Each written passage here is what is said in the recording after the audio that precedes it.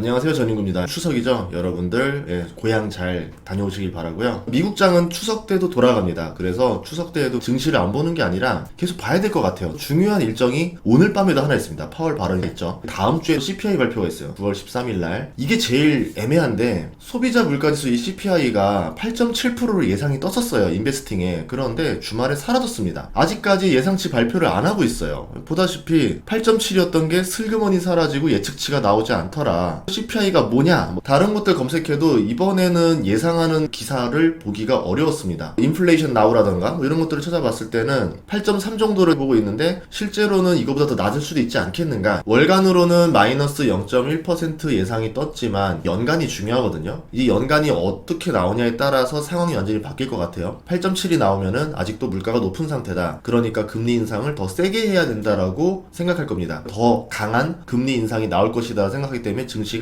어려워질 것 같고, 운이 좋다라고 하면 7%대가 나온다라 그러면은 물가가 잡히기 시작했다. 그것도 빠르게 잡히기 시작했다. 이러면서 시장이 긍정적으로 해석할 가능성도 있어요. 유가를 보시면요. 6월 8일에 120달러 했었습니다. 유가가 계속 하락했어요. 현재 82달러까지 내려왔습니다. CPI가 한 박자 늦게 반영하는 거잖아요. 유가가 지속적으로 현재까지 하락했기 때문에 앞으로의 CPI도 계속 하락할 것이다 라고 생각하는 투자자들도 많이 있어요. 그래서 다음 주에 나오는 CPI에 상관없이 9월달, 10월달, 11월달 CPI는 점점 내려가지 않겠는가 라고 생각하기도 합니다. 근데 이 하락하는 속도가 중요할 거예요. 하락하는 속도가 매우 완만하게 하락한다라 그러면은 금리 인상을 강하게 하는데 영향을 주지 못할 것 같고, 물가 하락 속도가 굉장히 빠르다라 그러면은 2%에 점점 가까워지겠는데? 이렇게 해석하면서 금리 인상이 강하게 나가지 못할 가능성이 생길 수가 있습니다. 투자자라고 하면 이 CPI가 하락하는 속도가 빠르게 내려와야 된다 가 되게 중요하겠죠. 문제는요, 유가, 렌트비, 중고차 가격이에요. 렌트비가 지역별로 다른 모습을 보여주고 있어요. 금리가 올라가면서 렌트 수요가 늘고 있다고 합니다. 일시적으로 렌트비 상승이 벌어졌어요. 렌트비 때문에 CPI가 계속 상승하는 모습을 보여줄 수도 있다는 거죠. 근원 CPI에 더 큰 영향을 줄 거다라 보고 있고요. 주마다 주택 가격이 멈춘 것도 있고 상승하는 것도 있고 약간 혼재된 상태다. 이거 종합했을 때 어떻게 나올지도 봐야 됩니다. 하지만 시간이 지나면 주택 가격 지수가 떨어지게 되면서 렌트비도 하락하지 않겠는가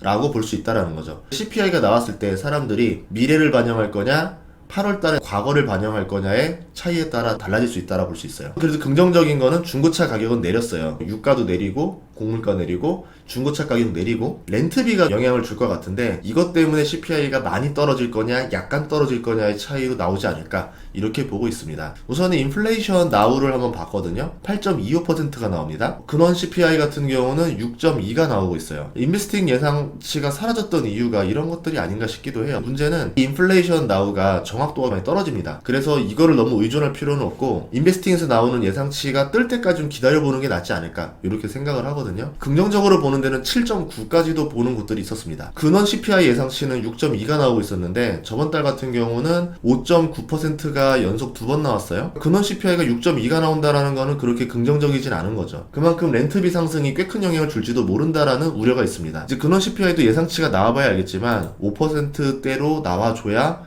시장에서 긍정적으로 해석하지 않을까 이렇게 보고 있고요. 증시에서 상승 요소로 쓰려면은 우리가 예상하는 것보다 더 하락해야 돼요. 생각보다 물가 하락 속도가 꽤 빠르네 라고 인식해야지만 시장에서 상승의 동력으로 삼을 거고, 그렇지 않다라 그러면은 물가가 빠르게 떨어지지 않으니까 또는 물가가 올랐으니까 금리 인상을 더 강하게 할 거야 라고 생각할 것 같아요. 이게 잭슨홀에서 파월 발언 때문에 이렇게 된 건데요. 금리 인상이 조기에 멈출 것이라는 기대가 통하지 않게 됐습니다.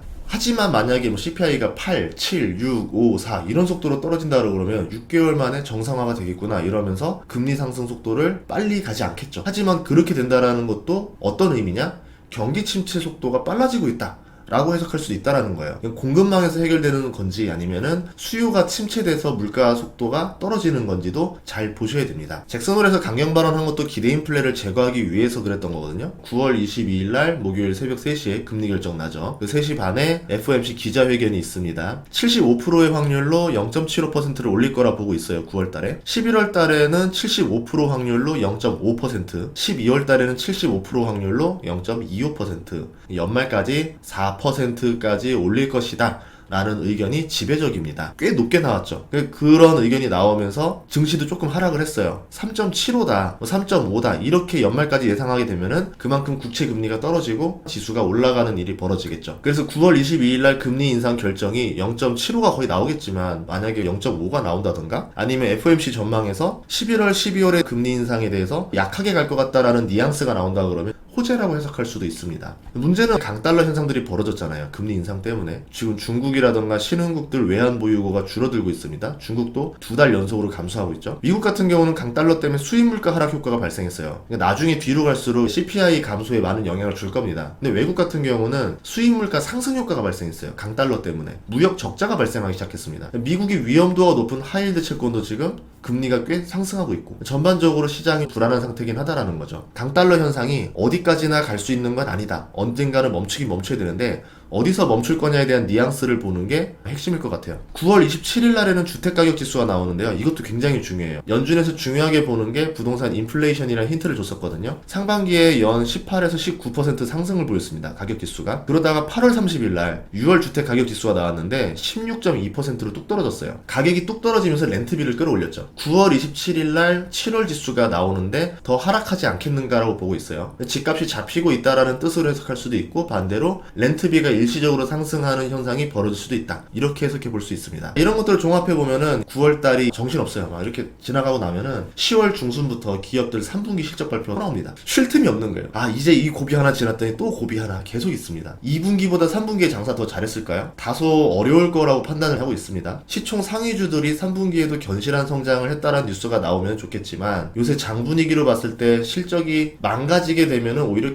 경기 침체다 해석해가지고 금리를 그러니까 못 올리지 않을까? 증시의 호재로 해석할 수도 있다는 거예요. 요새 어려운 게 예전에는 호재가 나오면 상승이고 악재가 나오면 하락이었는데 요새는 악재가 나오면 상승이고 호재가 나오면 하락으로 해석할 수 있다는 거죠. 이런 것들을 맞추려고 노력하는 것 자체가 별 의미가 없을 때가 많아요. 해석하기 나름이기 때문에. 장기로 보면은 그래도 이번 3분기에 실적이 성장하는 기업이 좋다라고 보거든요. 지수적으로는 모르겠지만 기업에 투자한다라 그러면은 3분기에 꽤 어려운 상황에서도 실적이 성장하는 기업이 나올 거예요. 그 기업은 이번에 증명을 하는 거죠. 썰물에서도 살아남는 기업이다. 튼튼한 기업이고 앞으로는 더 성장할 가능성이 있다. 이런 기업들을 찾아내는 기회로 삼는 것도 좋을 것 같습니다. 추석 잘 보내시고요. 이번 추석 특집으로 양양 스승님 영상을 시리즈로 연재하려고 하니까요. 추석에 시간 많잖아요. 이때 많이 공부를 해보시면 좋을 것 같습니다. 다음 시간에도 좋은 정보로 찾아뵙겠습니다. 구독과 좋아요, 알림 설정 부탁드릴게요. 고맙습니다.